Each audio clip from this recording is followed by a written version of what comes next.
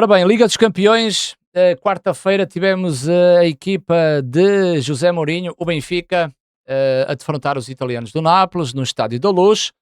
Benfica que vinha de uma vitória frente ao Ajax, e que em casa poderia perspectivar esses 3 pontos a fazer 6.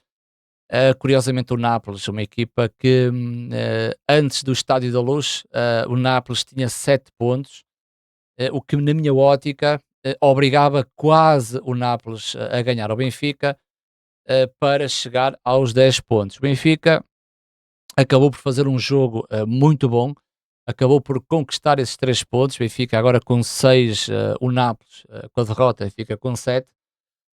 E olhar para aquilo que foi o jogo, mas também colocar também aqui uma nota introdutória, que eu gosto muito de colocar esta nota. O Nápoles que lidera a Série A italiana, com os mesmos pontos do Milan. Acho que as duas equipas estão com 31 pontos. Conte a fazer um trabalho bom internamente. Já na Liga dos Campeões, o trabalho não está a ser tão bom como na Série A italiana. A equipa do Nápoles conta também com lesões, que foi Conte, foi alterando um pouco esta estrutura do Nápoles, uma equipa camaleónica que muda constantemente. O Nápoles que estava habituado a jogar com uma linha de 4 e com 4-2-3-1, 4-3-3, até porque Anguissa está lesionado, creio. Kevin De Bruyne também está lesionado, e optou por colocar um jogador no setor defensivo, agora a jogar com linha de 5, 3 centrais.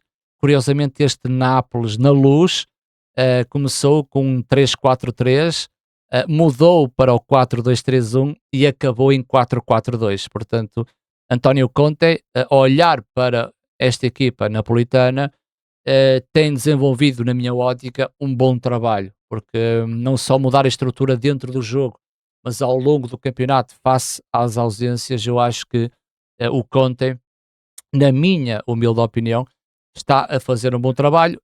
Questiona-se os resultados para a Liga dos Campeões. 7 pontos é curto para uma equipa como a do Nápoles. O Benfica vem do empate com o Derby, com o Sporting. Abri aqui algumas dúvidas sobre a equipa do Benfica e com José Mourinho a mudar o seu discurso, que começou por dizer que 9 pontos poderia chegar. Hoje em dia já diz que precisava de 10, 11 para passar, que é jogo a jogo, que o Benfica tem que caminhar e vencer. A própria mudança de discurso de José Mourinho vai ao encontro daquilo que é retirar a pressão da equipa do Benfica sobre essa qualificação quase impossível.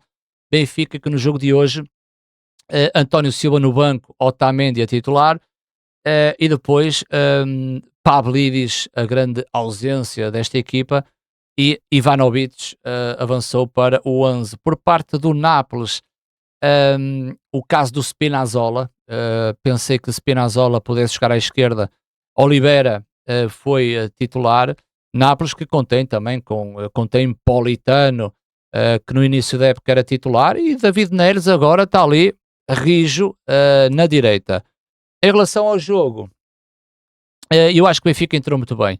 Eu trago aqui o quadro tático para vos dar aqui algumas opiniões-chave, não é? Para o vídeo não ficar tão longo, vou só apelar àquilo que foi o trabalho do Benfica perante a equipa do Nápoles, mas eu creio que o Benfica entrou muito bem, até porque muitas dúvidas sobre esta equipa na Liga dos Campeões, que durante muito tempo virou meme na internet, uma equipa com 0 pontos, rapidamente chega aos 6 pontos, e uma das equipas, uma equipa italiana com um excelente plantel, mas o Benfica entrou muito bem no jogo. Eu creio que José Mourinho, que é o homem que gosta muito de estudar os adversários e jogar muito em função deles, eu acho que a preocupação de José Mourinho é anular o adversário e procurar fragilidades defensivas quando a equipa do Benfica tem bola. E começou muito bem a equipa do Benfica. Aliás, o Benfica teve 2 oportunidades, uma de Ivanovic isolado com o Milinkovic-Savic para uma defesa do guarda-redes do Nápoles. Depois Osnas, com o pé esquerdo, acabou por rematar ao lado da baliza, o Benfica a criar volume ofensivo, mas a não marcar. Iria criando ali alguma preocupação na equipa em termos ofensivos, mas eu creio que o Benfica defensivamente teve muito bem até ao intervalo. Intervalo que durante a primeira parte o Nápoles não tem nenhum remate enquadrado à baliza de Turbine. Turbine foi um mero espectador na primeira parte. O Benfica teve 10 remates à baliza, 10, mas apenas 2 enquadrados com a baliza do Milinkovic-Savic, o que faz que o Benfica consegue um aproveitamento de 50% sobre os 2 remates enquadrados, mas longe daquilo que foram os remates totais. Mas dava para perceber que o Benfica criava e em termos defensivos estava sólido naquilo que era a sua baliza. Acho que o José Mourinho foi inteligente, no sentido e já o Conte não o foi, porque o Conte aproveita muito o David Neres e o Noah Lang, mas com um serviço mais interior. Tá? Eu percebi que Conte não quis dar o corredor central ao Benfica, mas tanto o David Neres como Noah Lang não têm essa capacidade e essa disciplina de preenchimento de espaços para defender a zona, e o Benfica muito bem criou muitas oportunidades a escoar o jogo para as laterais. Sudakov no meio, Osnas no meio, criava aqui um problema, porque o Benfica tem 5 jogadores, ou seja, tens o Enzo, o Barreiro e o Rios, o Sudakov e o Osnas. Havia uma necessidade de David Neres e Noah Lang estarem um pouco mais dentro. O Benfica aproveitava depois a largura dos seus laterais. Muitas vezes na primeira parte a bola chegava a Dal com muita facilidade, mas havia aqui um problema, é que a distância dos jogadores do Benfica era grande em relação ao portador da bola. E quando isso acontece, a dificuldade de acertar o passe é muito maior. E o Benfica é uma equipa que joga a toda a largura e quase a campo inteiro, porque a distância de Ivanovic para Otamendi, na minha opinião, é uma distância muito grande, mas acredito que José Mourinho não queira uma linha defensiva tão subida, mas os passes por parte do Benfica poderiam não sair tão bem. Acresce aqui outra situação, que é o Elmas e o McTominay tinham referências no meio campo. E essas referências no meio campo iria absorver 2 médios da equipa do Benfica. E foi aqui que o José Mourinho foi inteligente na mobilidade dos seus médios, porque a bola, quando vai para um dos corredores, obriga o Nápoles a bascular para o lado da bola.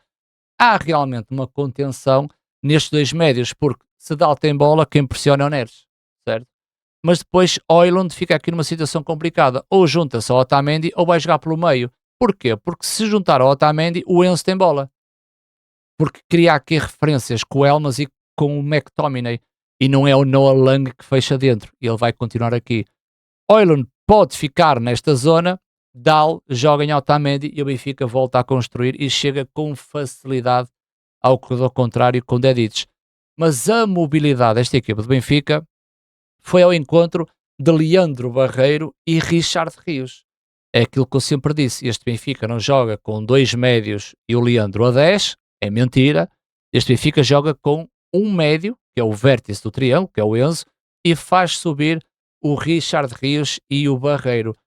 O problema é que quando o Højlund pressiona o central e se Enzo joga de cadeirinha, algum dos médios vai ter que sair. Ou é Elmas ou é McTominay.